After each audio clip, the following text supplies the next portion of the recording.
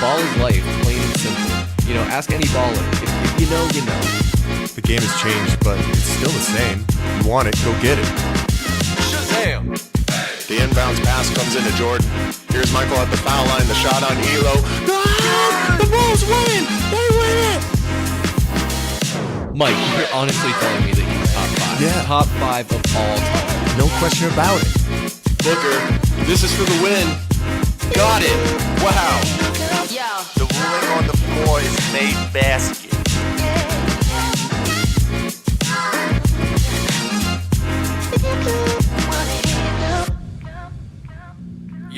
One thing's for sure. Over at Valley Sports Plug, you're never going to catch us slipping.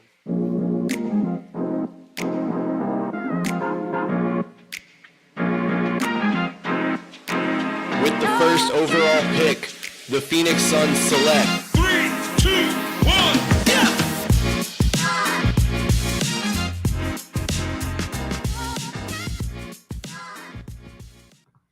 Welcome to Pass the Outlet, episode number 24. I'm your co-host, Michael Benjamin. As always, joining me is my wingman, Chris Patrick. Chris, how you doing tonight?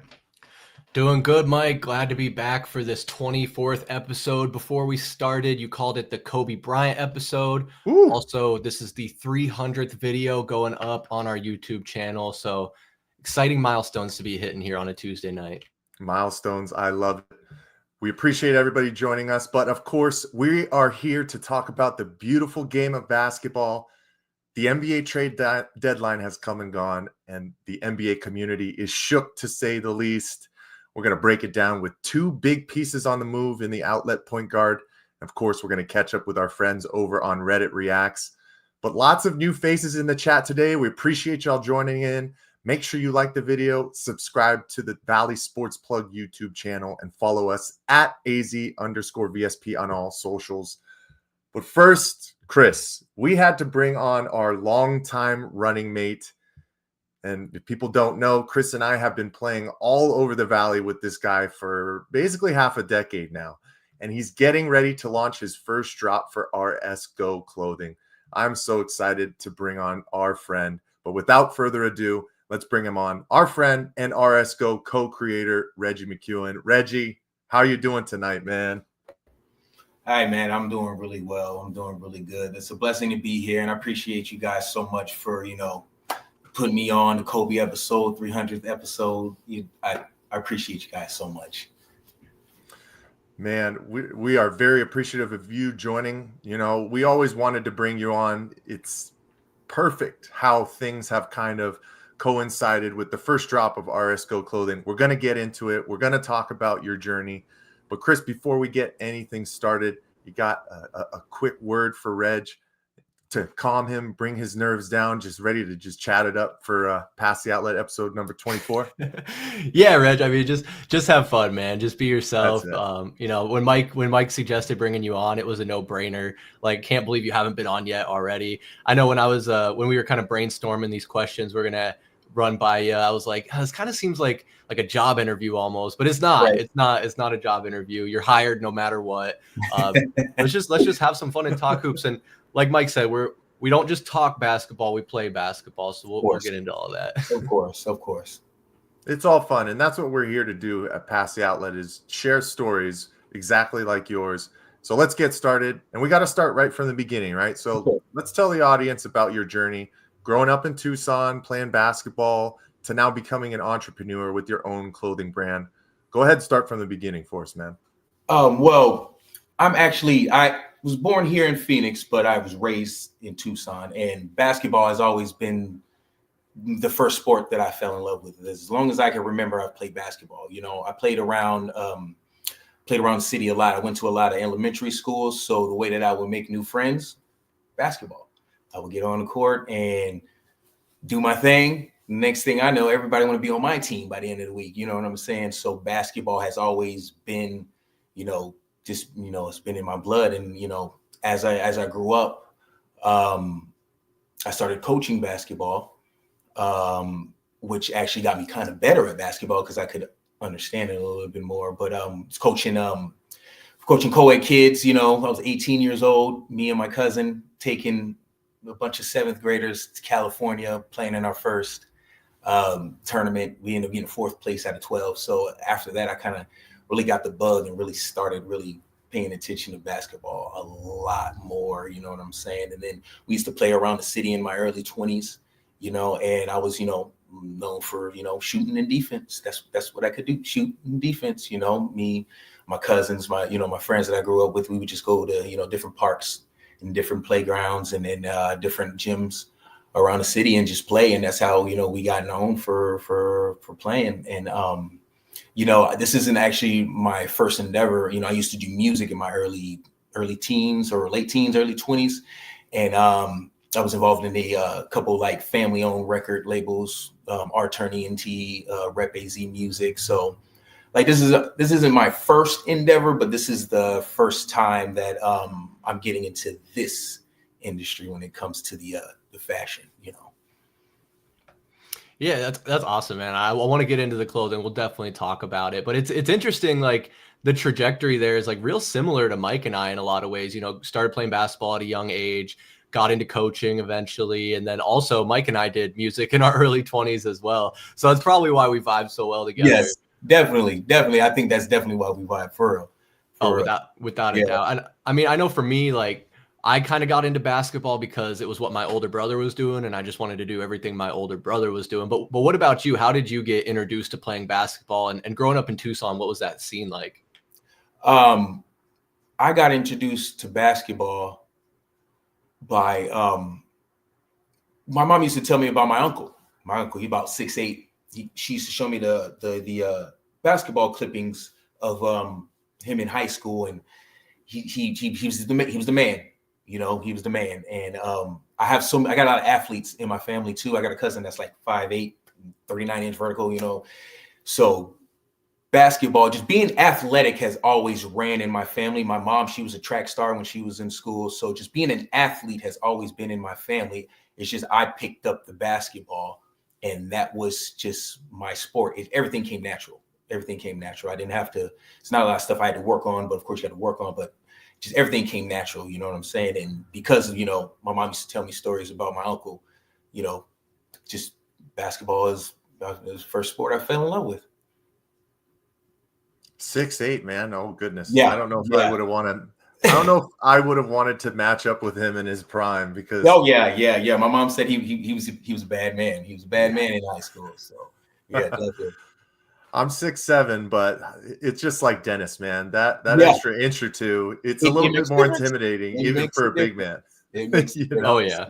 It makes a difference. You know, in the basketball scene, it's not a huge scene, but if you're good in Tucson, you'll get known for being good in Tucson. Like we would go to Randolph Park and play with the community college kids. We knew a lot of guys who played on that team. So me and my guys, we would play against them and we would have battles. Like they wouldn't just go out there and just, you know, whoop us. We would have battles with them, you know, and that's how, you know, we, you know, earned our respect around, you know, around the city and stuff, you know. Plus there was like older guys that we would play with stuff too. And like my cousin, he has his uncle's like 5 or 6 years older than us. So we would go and run with them. So I've always played with older guys. So when you're good and you can play with the older guys, you would develop that reputation. So, but yeah, it's not the Tucson basketball scene isn't that big, but if you're good in it, you're known. You're known.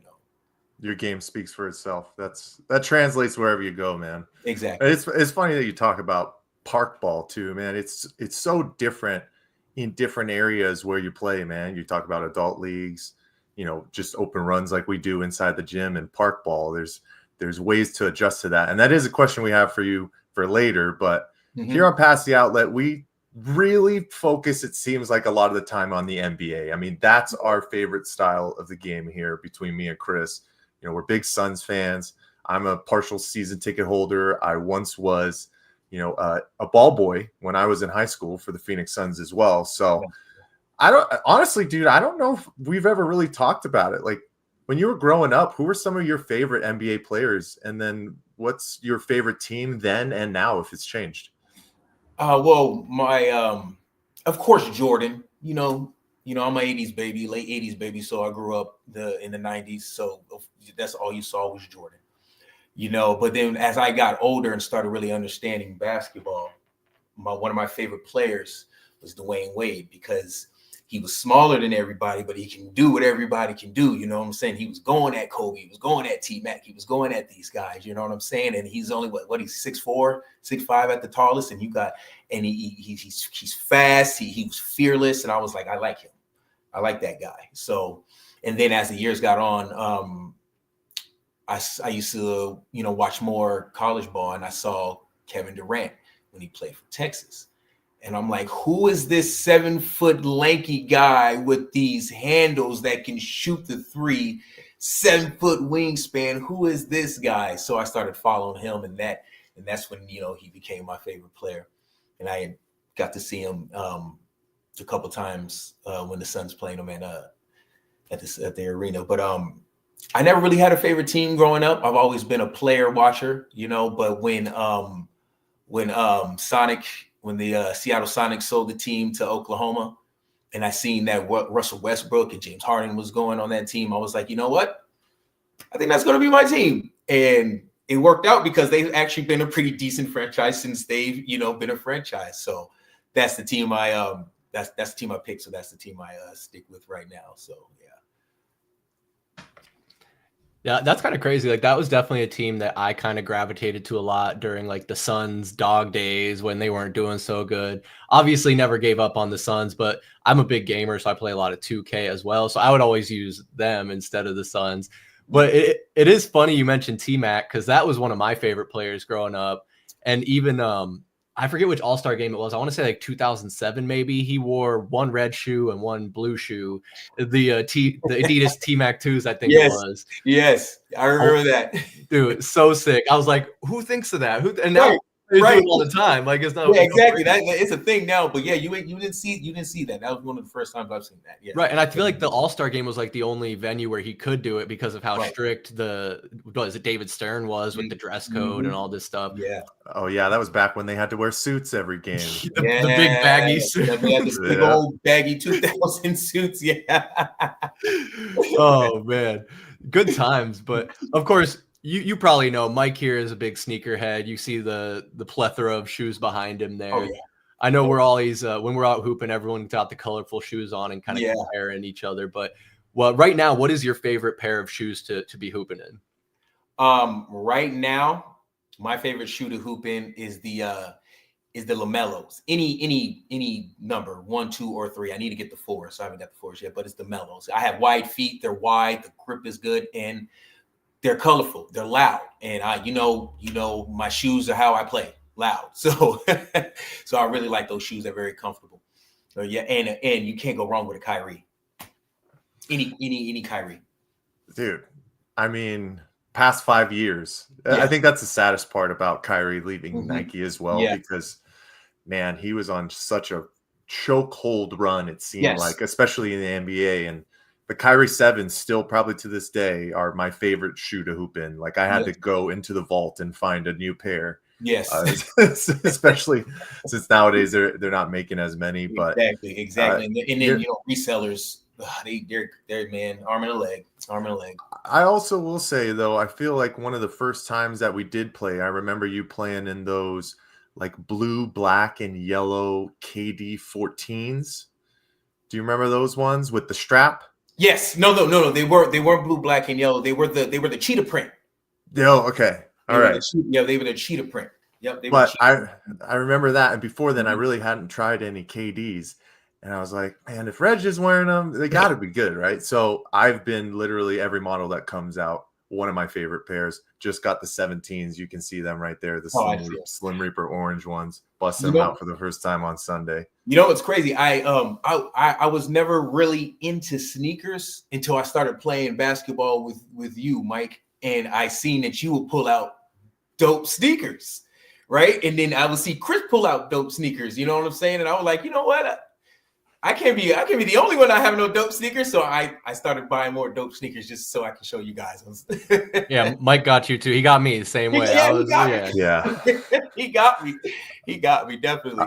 I'll be sending. I think I sent Chris a whatnot link yesterday where it's like, hey, you like these Jordan 1s? They're selling them half off. I'm trying to pull them in even further. But yeah, I'm telling you, when you see them, and I'll make a little bit more money now so I can afford them. So I'm like, I can't buy no more shoes. And shit, dude, I had to get more boxes. I'm running out of space here. My fiance is going to kill me if I buy any more at this point.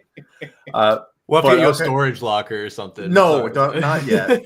Travis, remember Travis? He used to have a storage locker. Oh, yeah. Oh, man, yes. Travis, too. Travis, too. Travis definitely a big one. Mm-hmm. And hey, this is beautiful. Going down memory lane, right? Yes, yeah.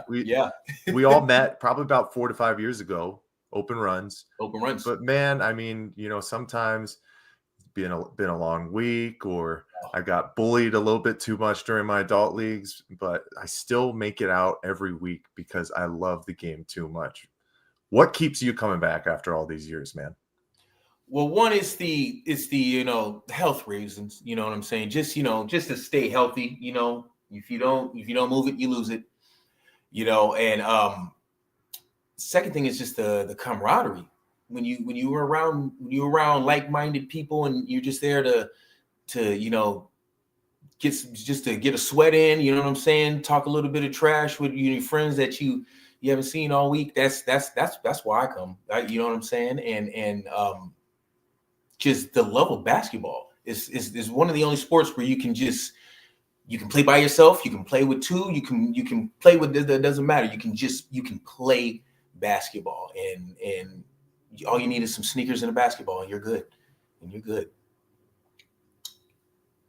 I just had to share this. This is one of my favorite clips of me and Reg. It might be hard to see, but oh no, I see it. Oh, the behind the back. And we were so hyped. I'm trotting up the court. That's what I'm saying. It's like, if you're not having fun, why are you doing it? Nobody's getting a 10-day contract. Nobody's going to college. We're out there to break a sweat, stay healthy, and just have fun and stuff like that. Stuff like that is why I go out there. Reg, you really did miss Chris's Steve Nash era, because when we were younger, like when I first met Chris, the first couple of years when we would go out to play, dude, he was doing between the legs, like spin, crazy cross passes. Sometimes I'd have to sit him down and be like, okay, hold on a second. Let's wrangle it in a little bit. No, hey, I see flashes though. I saw the flashes sometimes. Where did that come from? He took care of the basketball, so you can't really give him too much crap when he's getting it done. And he's if the pass gets there, it got there. That's all that matters. I mean, I'd say it was only probably like 20% of the time a turnover, maybe 30% if it was a bad day, but it was fun. It was fun. I'll take it. But yeah, man, those runs have been a lot of fun for me, and I live a little bit further out now, so I can't make it out to the I guess it's the east side. I don't even know what you would consider where I live at now, but it's on my New Year's resolution to get out there some more if I can wake up, and as long as Mike keeps letting me know. Yeah, at least once. That's a good goal. Let's just start there. Yeah, no, exactly. But obviously, we do the Sunday runs together, done some Saturday runs as well. Also, like Mike mentioned, we've done some city adult leagues. But what differences between both styles of games do you like for like the organized, league games versus just like pick up with the boys? Well, I like the pickup because you get to go out there and you get to play around, mess around, play positions you don't really normally play, and you just take shots you don't normally take. You know what I'm saying? And it's not really anybody to get on your back about it. It's rec ball. But when it comes to league ball, it's a little bit more serious. The IQ is a little bit higher. I realized that it don't matter how old you are, if the basketball IQ is high, you can play, and you have to play your position, know what you're doing. You don't necessarily have to know what you're doing when you're out, at the Y, but like if you're in the league, you got to know what you're doing, because it's you want to win. You don't want to pay your money to lose. You know what I'm saying? So you want to win, so I personally take it a lot more serious when we play in the league, and and I play my position. I try not to get out of my position, and I do what I'm good at. You know, when I'm at the Y, I can do a between the legs layup. I'm not going to do that while we're in a Gilbert League. You know what I'm saying? I'm not going to do that. You know what I'm saying? I'm going to take my shots. If I don't have an open shot, I'm passing it. You know, just smart basketball. It's the difference between street ball and professional ball almost. Even though we're not professionals, but you know, you just got to be a little bit more professional when you're playing in the leagues and stuff. And a lot of people, it doesn't translate for a lot of people, unfortunately. Like I know a lot of people who can hoop it up at the Y, but when you get them on a team, they get confused. It don't look like they know what they're doing a lot. But I like them both. You get freedom in both. I like them both.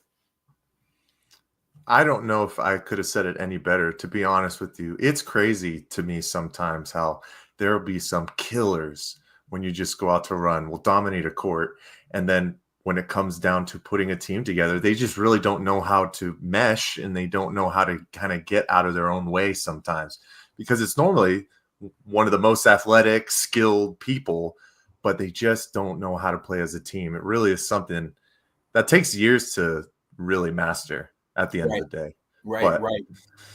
You know, Reg, it was great going down memory lane, but we got to go to what's new and what's up next. So let's get into RS Go here, man. Definitely. You know, I've heard a little of the story of the creation of the brand. I believe with your brother, Corey, correct? Yes. Yep. With my brother. All right. Yep.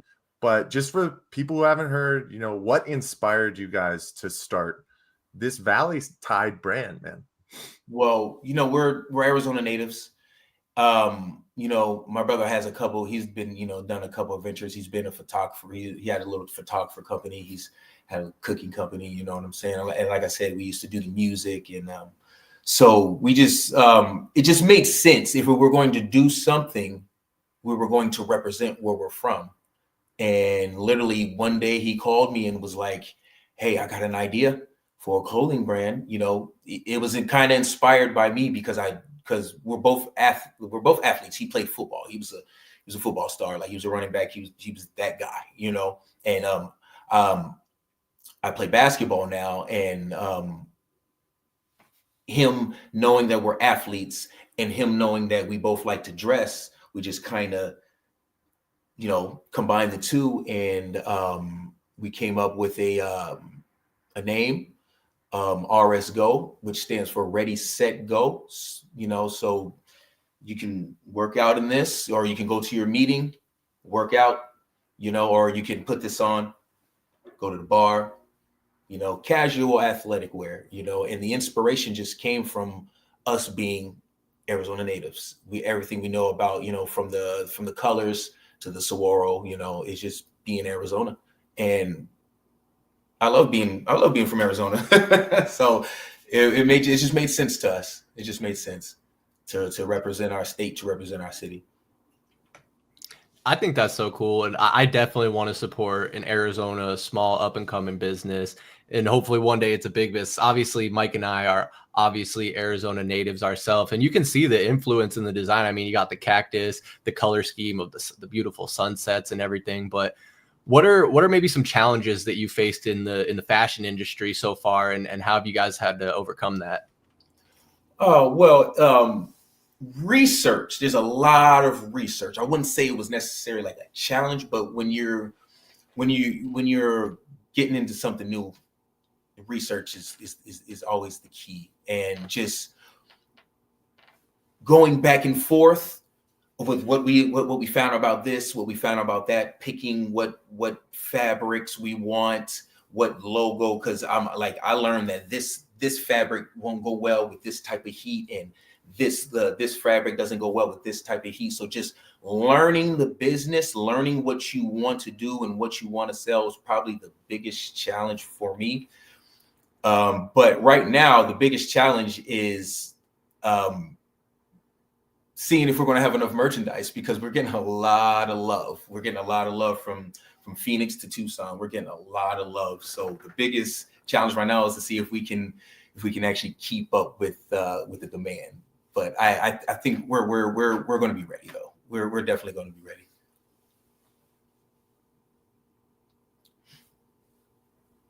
Oh man, I mean, we're excited to see what's coming soon. But so you talked a little bit about challenges, and this is kind of your first foray into this type of entrepreneurship, I guess you Yes. could say, right? Mhm. So, kind of what advice would you give to young entrepreneurs who are looking to break into the fashion apparel industry, even though you yourself are just kind of getting your foot tapped into it, to say the least?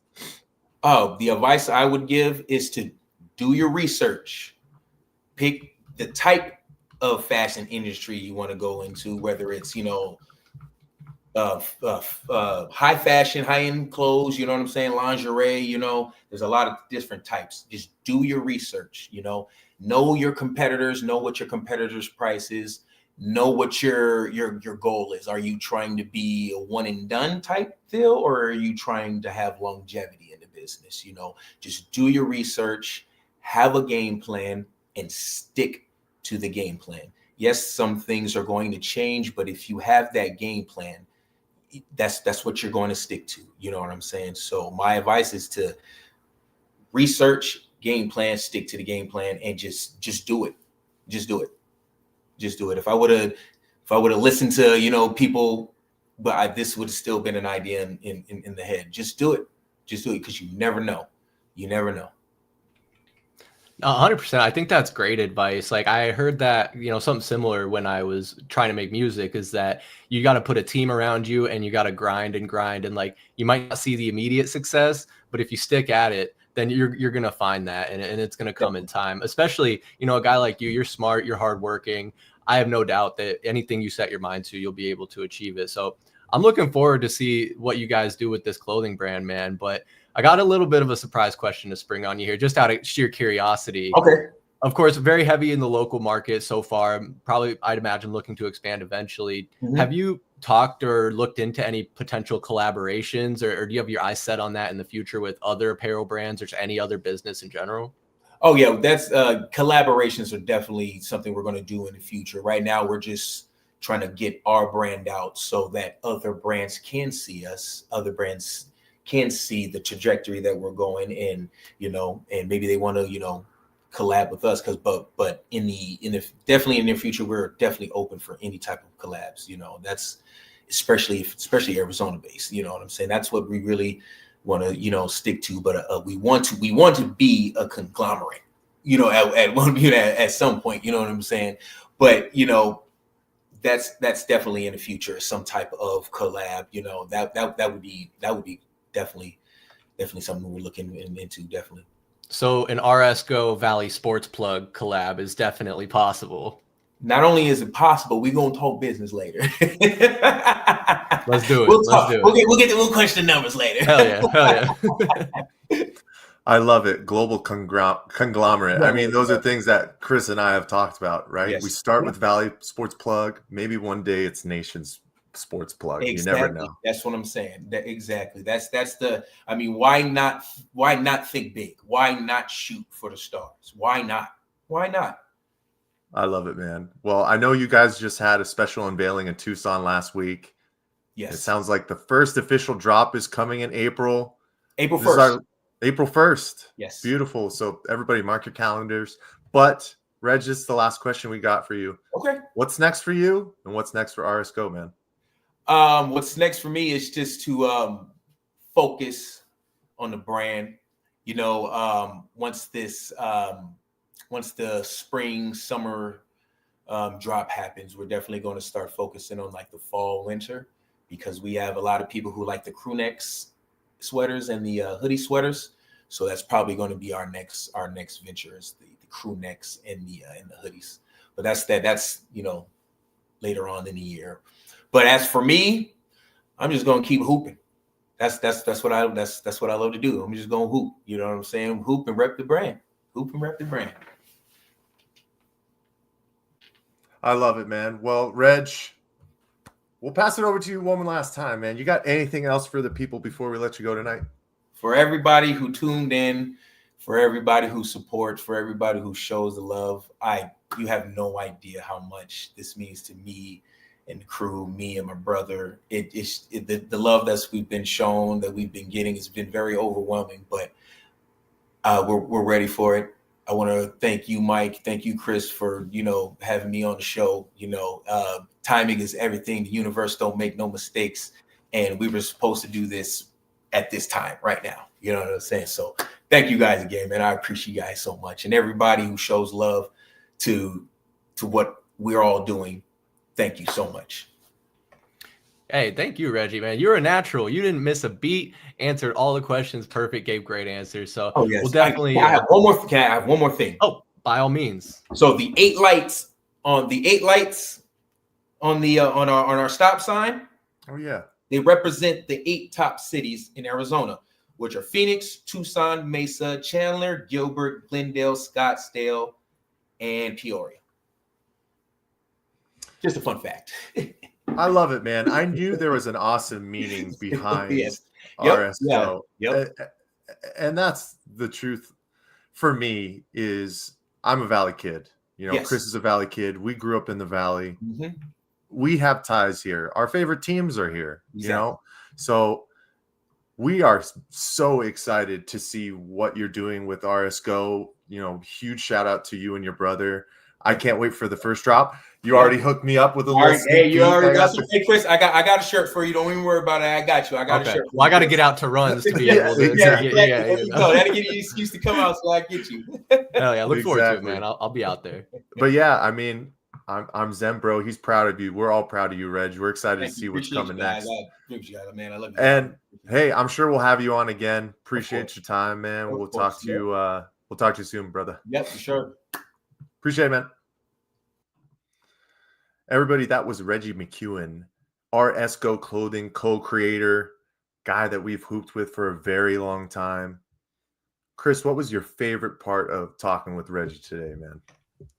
Oh, man. I mean, obviously, of course, I loved hearing about his brand and everything that they got in the works. I'm very excited to see how that goes. I'm, of course, going to be first in line on the website or wherever I can get my hands on that merch April 1st. But I honestly loved talking about our open runs and just, looking back at how much fun it's been, how far we've come. It's crazy that it's been 4 years already, but man, yeah, that was a great interview. Yep. Make sure you follow Reggie. I believe it's @_Hennessy Papa_ and then @RS.go_CLO. Make sure you stay in tune for the first drop coming in on April 1st. But Chris, it's time to move forward. Like we said, the NBA trade deadline has come and gone. There was some normal ones. There were some, that might make a difference. And then obviously there were the big shockers. But it's time to just kind of take an overview at what happened during the trade deadline. Let's just start off. Obviously, we know Anthony Davis and Max Christie and a first-round pick to the Dallas Mavericks for Luka, Maxi Kleber, our old buddy Markieff Morris, all going to the Los Angeles Lakers, with Luka making his debut last night. If you guys haven't seen it, we do have a plug talk from about a week and a half ago, live right now on BSP YouTube. Don't leave this video. Go watch it after. But then, there's some other things that I like to call the generalities, right? The moves that I don't know how much of a needle it really moves, but it's interesting to look at, right? Things like you got Drew Eubanks and Bogdan Bogdanovic going to the Clippers, Reggie Jackson and Marcus Smart going to the Wizards. I mean, even guys like Cody Zeller to the Rockets, Dennis Schroeder to the Pistons, and then Kyle Kuzma, who's kind of been stuck in Washington for a while, headed to the Bucks, seeing if he can make a difference over there. And we even saw a trade that was rescinded, Chris. Mark Williams and the Dalton Connect trade between the Lakers and Hornets because Mark Williams failed a physical. Did you hear about that one? Yeah, it seems like it's been a crazy saga that's still ongoing with them. I don't know if it was parody, but I believe that the Hornets put out some post saying like, "Oh, we're going to welcome Mark back. We love Mark." And then today I got a notification that the Hornets are disputing it and saying like disputing the failed physical. Like, no, we actually don't want Mark. So, oh my goodness, what a mess. I don't understand how a pro basketball player fails a physical, but what do I know? Disaster. We'll obviously keep in tune to what happens with that. But then, so we had the generalities. Now we got the heavy hitters, right? We got guys like Brandon Ingram getting sent to Toronto in a 3-player deal for Bruce Brown and Kelly Olynyk.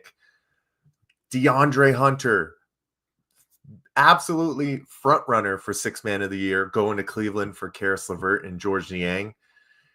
And then the big ones, De'Aaron Fox to the San Antonio Spurs in a 3-team trade, which saw Zach LaVine head to Sacramento, and Kevin Huerter, Zach Collins, and Trey Jones go to the Midwest to the Chicago Bulls. And then the one that probably had the biggest ties, obviously, to the Phoenix Suns was Jimmy Butler not being able to get his demands to the Phoenix Suns. And instead, he goes to the Golden State Warriors in a 4-team trade, seeing Andrew Wiggins head to Miami. And then Butler immediately signs a ridiculous 2-year, $121 million extension. Chris, let's just start right off the bat. What moves stuck out to you the most from the trade deadline, man? Oh my goodness, this is probably one of the crazier trade deadlines in recent memory. Of course, obviously, the Luka Doncic, Anthony Davis trade set the internet on fire. Players across all sports, football, basketball, baseball, all chiming in on it. And immediately, just over this last weekend, the Lakers already won the trade before Luka even stepped on the court, because unfortunately, Anthony Davis went down with a non-contact injury. News is he's going to miss about a month, maybe more. My goodness. I mean, Luka didn't exactly stun in his debut. He was 14 points on 1 of 7 3-point shooting, but I'm sure he'll find his rhythm with King James. The De'Aaron Fox one, man, that kind of hurts a little bit because he stays in the West. He goes to get paired up with Victor Wembanyama. That Spurs team star is rising quickly, and they're on pace to be a pretty dangerous playoff team. Definitely probably this season they'll make the playoffs, but as far as being dangerous, that'll probably happen in the near future. And it's funny, you mentioned we had just talked about, the NBA a couple weeks ago, and De'Aaron Fox was a guy that we wouldn't have too much minded coming and joining the Phoenix Suns. Now, that, of course, was a pipe dream. There are a lot of moving parts that would have had to occur for that to happen. But the last guy I think just kind of stood out to me is Brandon Ingram, because there was a point in time where I thought he was going to be the next Kevin Durant. He's a tall, lanky guy that can handle the ball and has a decent shot. And it just seems like he's kind of gotten bounced around from the Lakers to the Pelicans to the Raptors. It's like, I don't know if it's just he's not finding the right fit, not finding his footing, or if he has truly reached his ceiling. But yeah, those were some of the interesting ones to me. Of course, obviously Jimmy Butler, and we will talk about that. Oh God, Jimmy. Yeah, Chris, I'm going to answer my own question here. I think one of the big ones that stood out to me a little bit more that I wasn't really thinking was on the page for the Cleveland Cavaliers was trading for DeAndre Hunter from the Atlanta Hawks. I mean, he's been averaging a career best 19 points per game in just over 29 minutes. Like I said, he is a surefire sixth man of the year contender. But I mean, first game in Cleveland, he's getting the starting nod. So we'll see what happens out of that. But I just really love his size at 6'8". He can be disruptive on the defensive end. And he's been shooting the best from the perimeter on his career at 40%. And that's what he's going to have to do. You got guys like Donovan Mitchell and Darius Garland who are going to be very ball dominant. He's going to be one of those guys who kind of sits in the corner and will get involved. But then you also got to feed the big men and Jared Allen and Evan Mobley. I don't know if that trade specifically pushes them to the upper echelon over the Boston Celtics, but it couldn't hurt at the end of the day. Hey, go ahead. I just want to jump in, like, with that DeAndre Hunter move. That's a really good point, because they now have a lot of mouths to feed, a lot of guys that command the ball and are going to be scoring. So he prior to the trade, like you said, career high. I wonder if that's going to take a little bit of a hit to round the season out. Oh yeah, I mean only one game sample size, but I think he scored 12 points. So time will tell, but I'd be remiss if we didn't touch on the one trade that the Suns made basically kind of at the very end of the deadline. They did trade for Nick Richards. We talked about that last month on Pass the Outlet episode 23. But the Suns were finally able to get rid of Jusuf Nurkic, but it also cost them a first rounder, the 2026 first rounder, shopping with the Charlotte Hornets again for Cody Martin, Vasa Micic, and a 2026 second round pick. Chris, what do you think? Is it good that we at least finally have Jusuf Nurkic off this team Yeah. at this point? Man, I guess that's really the only way you can look at it. Is it's basically addition by subtraction, as they like to say. Is you got a guy out of the locker room that was kind of being toxic, didn't want to be here. The team didn't want him here, so you turn around and you sell him for, honestly, you did have to, like, you had to give up a first round pick just to get rid of him. I think that's terrible, but that just tells you how low his trade stock was and his value. So I imagine he'll finish out this contract, and wouldn't be surprised to see him make his way out of the league. But the Suns didn't get any better with the on the court product. I mean, they already had limited their rotation to Nick Richards and Mason Plumlee, and Nurk wasn't going to see the court anymore. Now, Cody Martin, I mean, he can shoot. He is potentially the one piece that we got back in this trade that will be able to contribute. But I got to do some research. I know I always say I got to do research and then I never actually do research, but what is the connection between Phoenix and Charlotte? Why are we only dealing with them? It's interesting. Who knows? But hey, at least we didn't trade for Mark Williams because it would have been rescinded. At least we were able to get Jusuf Nurkic out the door. I don't know. I do wish him luck. Obviously, you don't want to hold grudges against any guys. He wasn't the one who asked to be traded to Phoenix at the end of the day, but it was time to move forward. But Chris, we have to move forward into outlet point guard. And today we got two specific guys that are on the move, heading to big time teams at this point. And we're going to start with the one guy. We already did a plug talk about him, but I just want to see some of these clips from his first game. And of course, it's Luka Doncic. Gonna take some time to get a feel with LeBron James, especially as both of them are very ball dominant. But there he is doing what he does, throwing a nice little lob to Jackson Hayes. But then he gets him with the crazy. I still don't understand how Luka creates the space that he does sometimes. Because if you really do watch it, it really seems like he is going in slow motion sometimes. But of course, first game had to make a nice crazy play with the outlet pass to LeBron James. Lakers fans were going crazy. Chris, from the first outlook of Luka in a dirty, disgusting yellow Lakers jersey, how are you feeling about the fit of Luka Doncic with the Lakers and what's probably coming for the Western Conference? Oh man, scary hours is what's coming. I agree with you. The way he moves is, I don't know if it's methodical. It is definitely slow, but it is almost calculated. Like, and can you imagine how much he's practiced that shoulder fade, like hours and hours and hours? Honestly, man, I'm kind of excited to have another Lakers player that I can hate with a passion. Obviously had no love for Luka when he was in Dallas, but this just makes me hate him even more.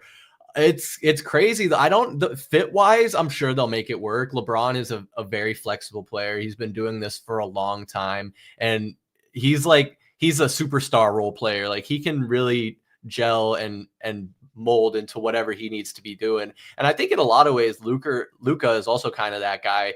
He's a walking triple double. He can do that any given night. I think that is the only question mark I have as far as how him and LeBron are going to share the ball handling load and the distributing load, because the past couple of seasons, that's been one thing that LeBron's kind of hung his hat on, is kind of being the point guard, more or less. You see him bringing it down here, but man, if this is already game one, it is the Utah Jazz, the 12-39 Utah Jazz. So grain of salt, of course, but it's to be expected that their chemistry is only going to improve, and the on the court product is also going to improve, because they also still have Austin Reeves, who's been having a career year as well. Been on a tear, just dropped 45 points the other night as well. Been shooting incredible from outside.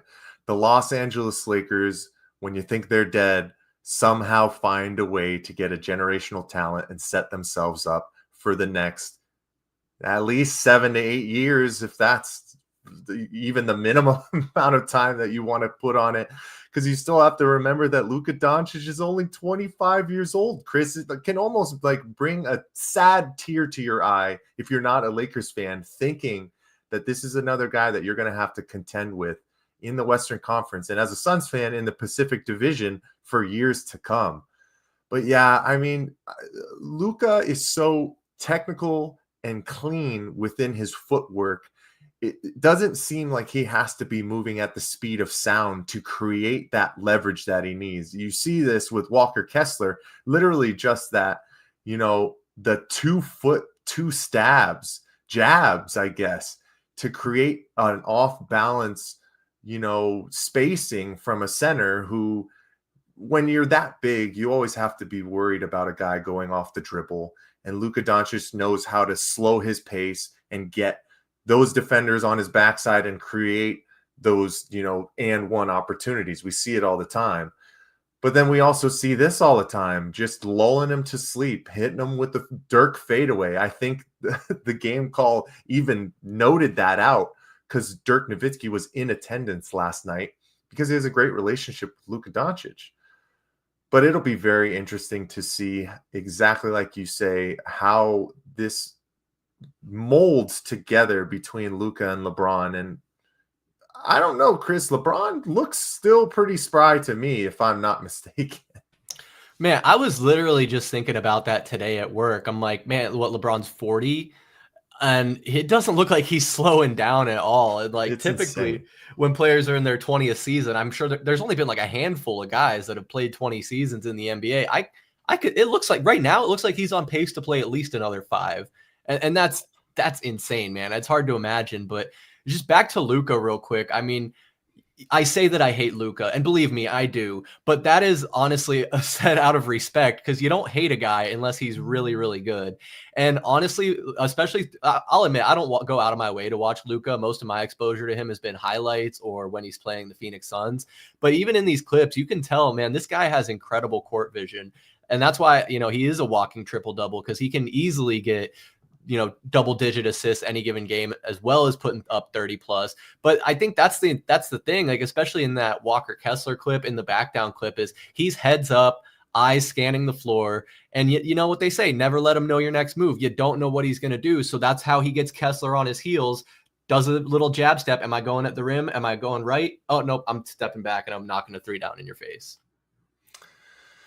Oy vey, Chris. You are correct. Now we have the next Laker great to hate for years to come.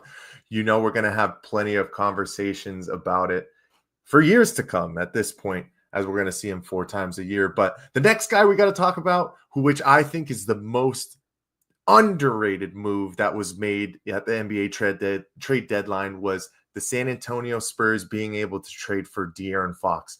Only 27 years old. This guy, first game that he comes in, drops 24 points, 13 assists against Trey and Atlanta Hawks. He was averaging about 25 points, but it's in 4 games down a little bit. But obviously, you got the big guy Wemby in there who needs to get plenty of touches. But the one thing that we have been seeing is his assists have shot up over 2, up to 8.5 per game right now as well. So, Chris, what do you think this move does for the San Antonio Spurs to really kind of restart or put the engines in full speed ahead for the rebuilding San Antonio Spurs for the past couple of years? What does this kind of move do for this franchise? Oh, man, this is huge because, obviously Chris Paul is getting up there. He doesn't have a whole lot left in the tank. Wemby is a baby. Which is crazy to call a guy that's 7'6" a baby, but already in his rookie year, he plays like he's been in the league at least 5. It's honestly insane. And this just sets them up so much because De'Aaron Fox is a young guy as well. They'll be able to have the mentorship of Paul throughout the rest of this season, just peeking at the standings. They're kind of on the outside looking in as far as making the playoff goes, but this could be a trade that pushes them over that hump to get that, 9th, 10th seed, 8th seed, maybe even. I'm just very surprised that the Kings chose to blow it up. I mean, they were right around that territory as well. I think they made it into the playoffs as the 9th seed through the play-in, but we're fairly competitive. It's a head scratcher to me, what their plan is for a franchise that hasn't found success in such a long time to not stick by your guys. But honestly, that's kind of seems to be the new NBA, where it's like if you're not getting it done, you're constantly looking to make changes.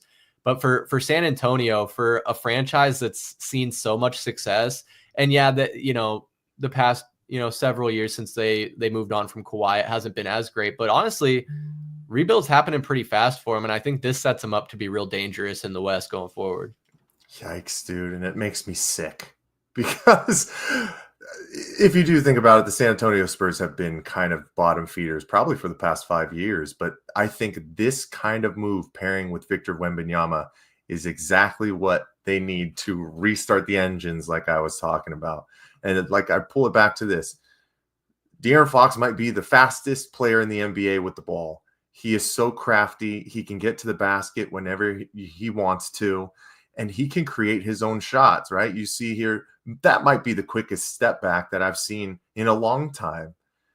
And then, you know, when you need a bucket down late in the game, he can create his own space, get to the middle of the floor, almost like SGA. And then now with Victor Wembanyama being able to pull off these crazy long 1 foot step backs, they're going to be a tandem to be reckoned with for years to come in the West. So now it's kind of crazy to see where they can go quickly. I think you're right. This year obviously isn't the type of year. They might sneak into the playoffs, you know, win a play-in series, get a 7th or 8th seed. But this is a future move for the San Antonio Spurs. This is something that sets them up for a very, very long time. Chris, anything else that you're liking about De'Aaron Fox going to the Spurs? If you are liking it, come on, no, I mean, we don't like it. Well, I'm not liking it, Mike. I'm not liking it. But if I'm looking at this objectively, it's a genius move by the Spurs. I mean, to have a center and a point guard that are 3-level scorers is silly dangerous, man. I mean, if you got to worry about both of them anywhere basically past the 3/4 court line, then you're in trouble. You're in trouble, man. And I mean, how do you even guard Wemby? I mean, it's lobs for days. Like I've seen bad passes that he still manages to wrangle in and slam in. And obviously De'Aaron Fox is pretty close to being a true point guard. He's going to be able to get some pinpoint passes into Wemby. And man, that team, that's the thing, man. They're only going to get better. And that's what scares me the most, I think.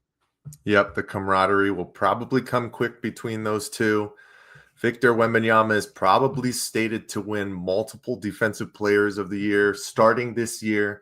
Already got his first All-Star game nod as well.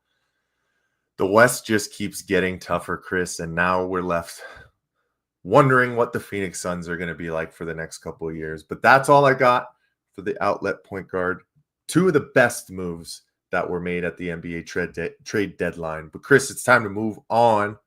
What do you got today for Red Reacts, man? Man, you know, basketball season is in full swing, and our boys over at r/Suns never disappoint. We love them. They love us. It's a great partnership we have here. Also went and had to check in on the Mavericks. A lot of them are crashing out right now.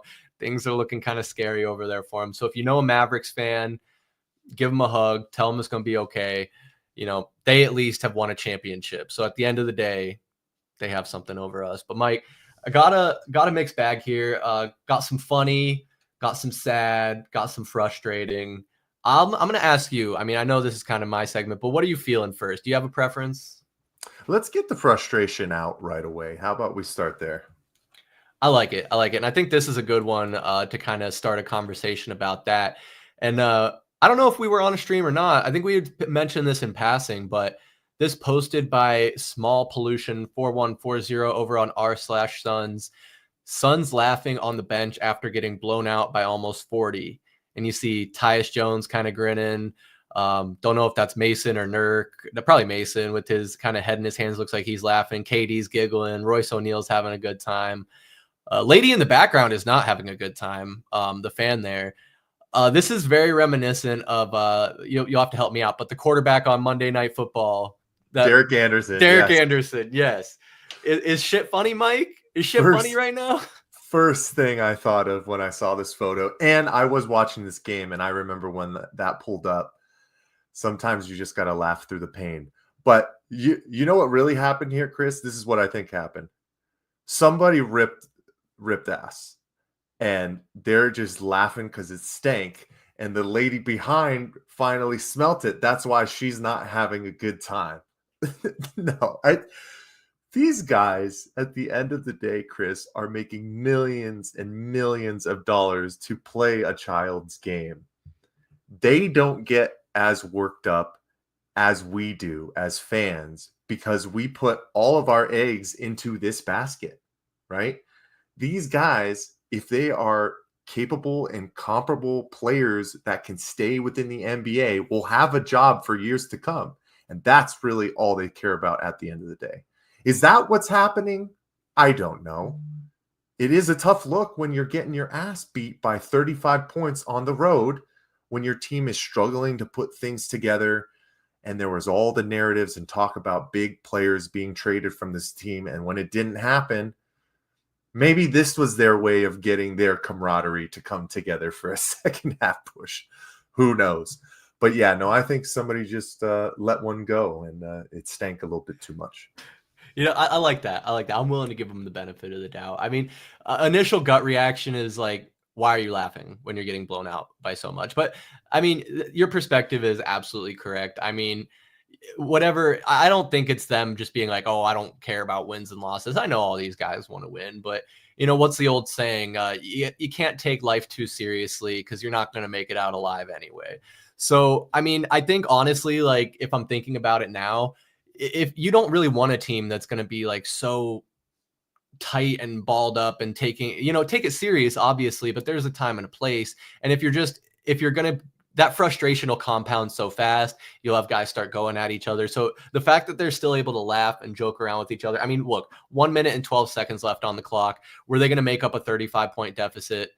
No chance. Absolutely no chance. What? I mean, Tracy McGrady hit 5 threes in 30 seconds. But so, I mean, I guess technically maybe, but that'd be insane. It ain't happening. It's not happening. It's not even happening in 2K on rookie mode. Like, so I get it. They're laughing it off, you know, on to the next. And I guess and that's also another perspective. I mean, you got 82 games in a season. You're going to lose a couple. It just sucks from the fan perspective when they've lost more than a couple. They've lost the majority of their games, actually. So at a certain point, with all the talent on this roster, you want to see them start turning the corner. But at the end of the day, like, there's bigger fish to fry in a sense. You know what I'm saying? Absolutely. Bigger fish to fry and bigger farts to rip, it looks like. Yeah, no, without a doubt. I mean, obviously there were the trade rumors with Kevin Durant and, you know, people thinking that he might get moved and how that might disrupt the locker room now that his frustrations are apparently being I don't think he's necessarily said he was frustrated with being in the trade rumors, but sources close to Kevin Durant have said that. So you do worry about, you know, the chemistry a little bit. And I've seen him going at some fans on X, calling them fake fans and stuff like that. Maybe not exactly those words. I'm not going to put words in his mouth, but I think he still wants to be here for now. He still wants to play and try and win with this team. But another guy that wants to stay here and play with this team, this post by Cartier Bling on r/Suns book is going to go down as the greatest Phoenix Sun of all time. And it has a picture with Devin Booker cheesing, and it says Devin Booker wants to stay a Phoenix Sun for the rest of his career, regardless of what trades they make this summer, per ESPN. This is what I was talking about, man. And how does that make you feel? Yes, the next Larry Fitzgerald. I mean, people have to truly understand that Devin Booker has created a legacy here in Phoenix. He is now the Phoenix Suns' all-time leading scorer. So one of the things he's probably thinking about is you're starting to see that big-time players want to come play with him, okay? So if it doesn't work out with Kevin Durant, obviously with Bradley Beal, who knows? There might be newer, younger options down the road when Devin Booker is still, you know, a very capable player within this league, and they build around and they can get back to the NBA Finals. It's absolutely a possibility. But just think of him playing here for another 8 years and how insurmountable his record will be for an all-time leading scorer for the Phoenix Suns. Nobody will touch that unless they pull a Devin Booker and play 20 years here and are one of the top elite guards scoring 25 plus points a game for years and years. That's just awesome to see. That really shows that Devin Booker is about loyalty. He's about creating something bigger than just himself, but almost being a champion for a place that took him in and gave him love almost immediately and continue to show him love. Yeah, I mean, the guy has a shoe deal. He is an Olympian. He continues to make the Valley proud. So I am so excited to hear those sources. I hope they're true. I can only imagine they are, because all that Devin Booker has ever been has been a champion for the Valley. And we want him here as long as he wants to be here.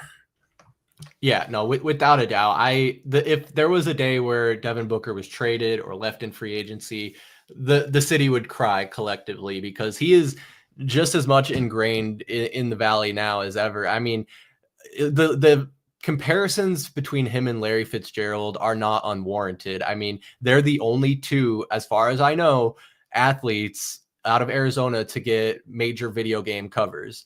Of course, Larry Fitzgerald split the cover of Madden with Troy Polamalu, and Devin Booker was on the cover of 2K23. Now, I know you can say they've kind of watered that down with all these different versions and having multiple cover athletes, but when you start up 2K23, it is just Devin Booker. And that was before he even got his shoe deal. Now he's got the book 1. They're talking about the book 2, all these colorways that are coming out. I think this is the second or third court that he's renovated in the Valley. So deeply rooted in the Valley, his philanthropic efforts, as well as being a part of the community and really representing for the city, has been incredible. So I think, as long as the feeling is mutual, as long as we want him here and he wants to be here, it's going to be a great relationship, man. And the fact that he's already the Suns' all-time leading scorer and still has so much career ahead of him is absolutely insane.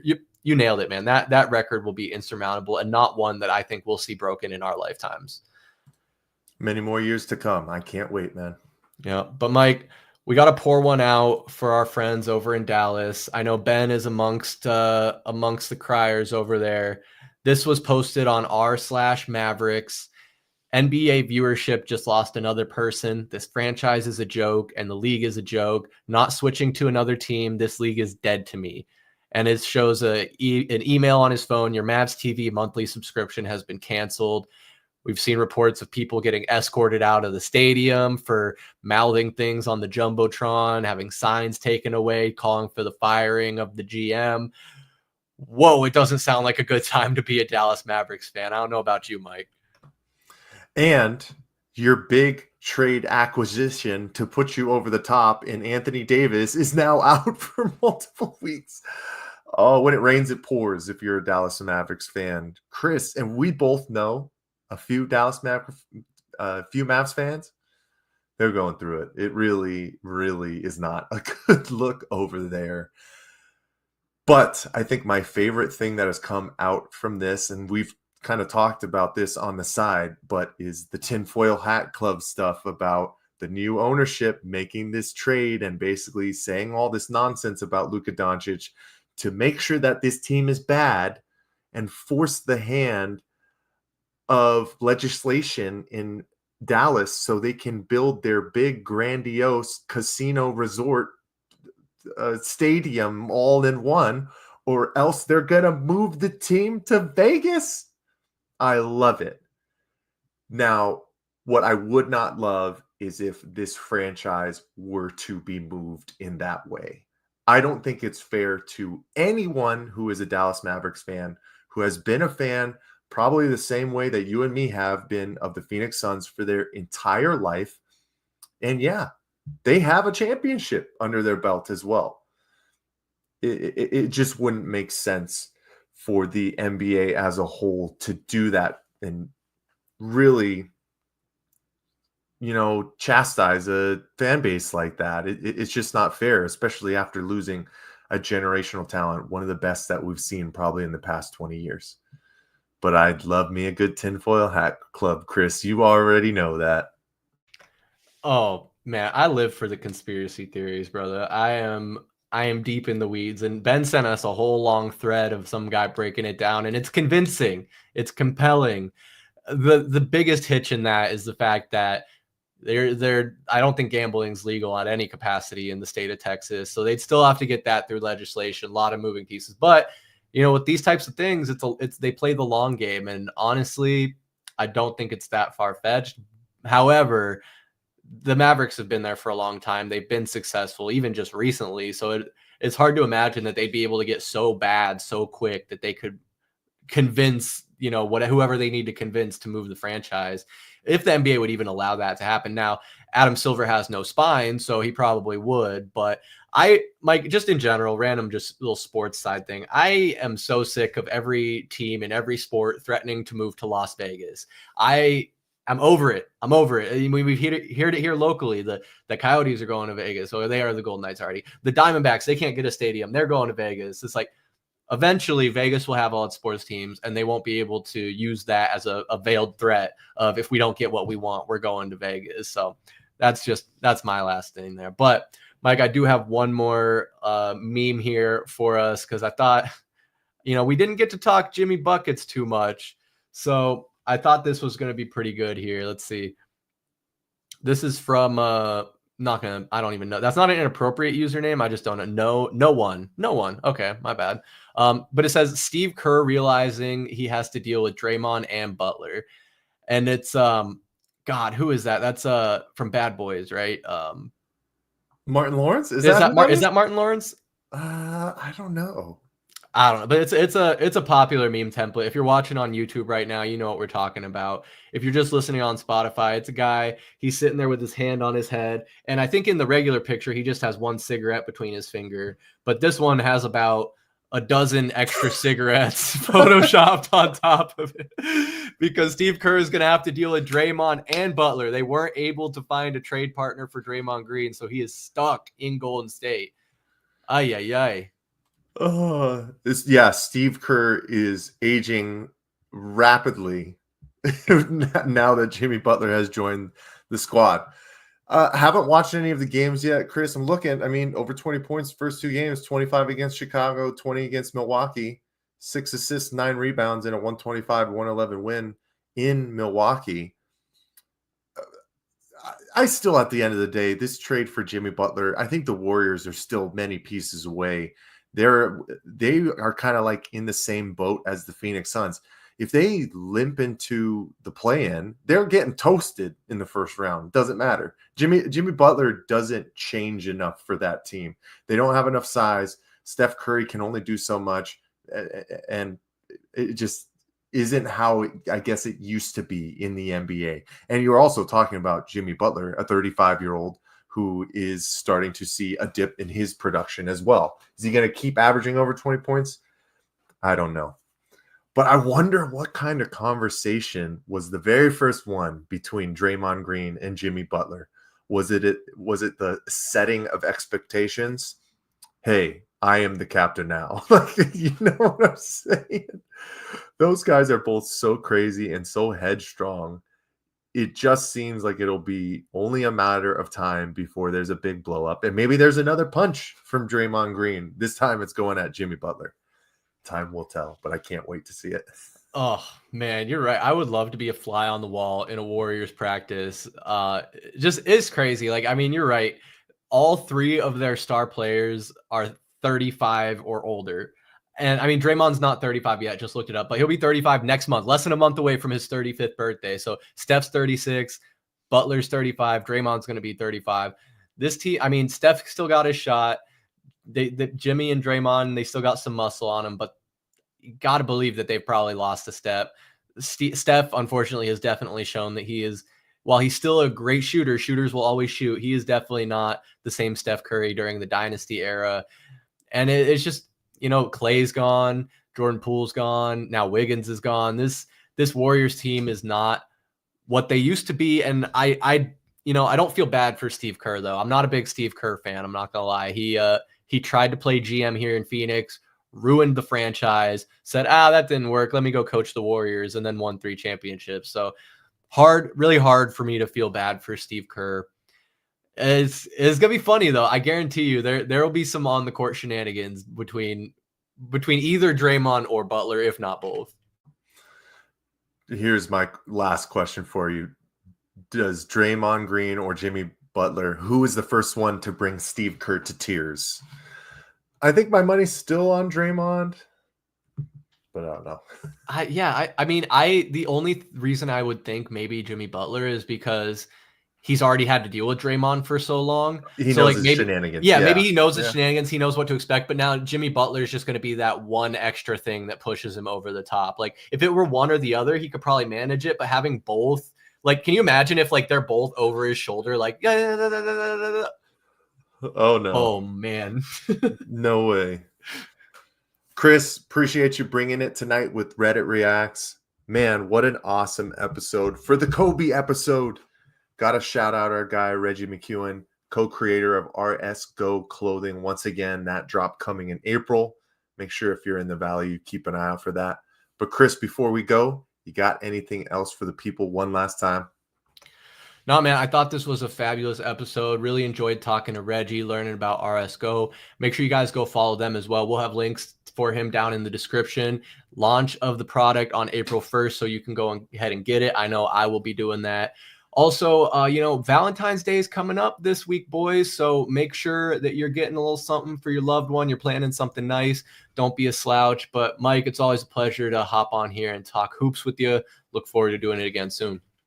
As you would say, always a pleasure, never a chore. Chris, had a good one tonight. Had a lot of fun. If you guys stayed with us, we appreciate your time. Make sure you follow us at AZ_VSP on all socials. Make sure you like the video. Make sure you subscribe. If you follow us on your socials, I'm heading to Houston, Texas tomorrow, and I will be in attendance for the Houston versus Phoenix Suns game tomorrow. So keep an eye out. We'll have plenty of stuff on socials. But once again, I'm your co-host, Michael Benjamin. That's Chris Patrick. This was Past the Outlet, episode 24. We appreciate you guys, and we'll see you next time. Peace. 1, 2, 3, 4. Ball is life, plain and simple. You know, ask any baller. If you know, you know. The game has changed, but it's still the same. You want it, go get it. Shazam! The inbounds pass comes into Jordan. Here's Michael at the foul line. The shot on Elo. Ah, the Bulls win! They win it! Mike, you're honestly telling me that you're top 5. Yeah. Top 5 of all time. No question about it. Booker, this is for the win. Got it. Wow. The ruling on the floor is made basket.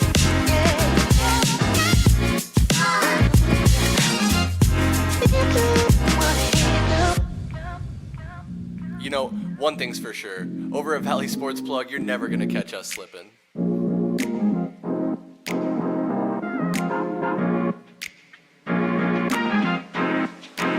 With the first overall pick, the Phoenix Suns select 3, 2,